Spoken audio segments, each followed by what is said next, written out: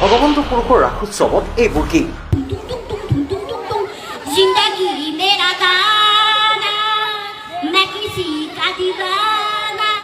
ৰাসৰ মঞ্চত এইবাৰ I M A disco dancer.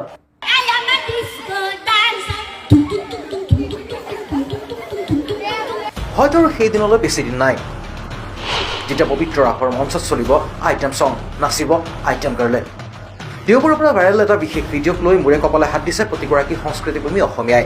লগতে চৰ্চা চলিছে বাইদেৱে ৰাসক একে কোবেই ডিস্কো ঠেক বনাই দিলে। ৰাজ্যজুৰি চলি আছে ভগৱান শ্ৰীকৃষ্ণৰ পবিত্ৰ ৰাস উৎসৱ। উজনি অসমত গুৰুজনাৰ চিহ্নযাত্ৰাৰ চিন হিচাপে জীৱন্ত ৰাস আৰু নামনি অসমত শিল্পীৰ হাতৰ পৰশত জীৱন্ত হৈ উঠা মৃন্ময় মূৰ্তিৰ ৰাস। ক'বলৈ গ'লে ৰাজ্যৰ আকাশে বতাহে গুঞ্জৰিত হৈছে আধ্যাত্মিকতা আৰু কৃষ্ণ বন্দনা। কিন্তু ৰাসত কৃষ্ণ বন্দনা বিপৰীতে দেখিবলৈ পোৱা গ'ল I M A disco dancer.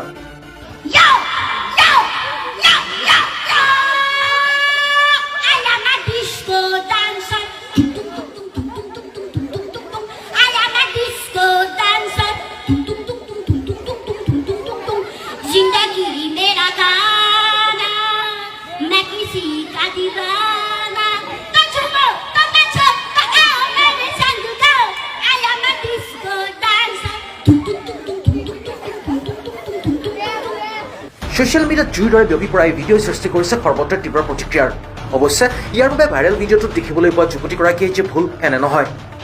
ৰাসৰ মঞ্চত ডিস্কো ডান্সাৰ চলি থাকোঁতে উল্লাস কৰা সকলো সমানেই দোষী। কিন্তু কাক ক'ব, কাক বুজাব? কাৰণ নামনি অসমৰ অধিকাংশ ৰাসত যোৱা চলেই যেতিয়া ডিস্কো ডান্সাৰ কোৱাত আপত্তি কি?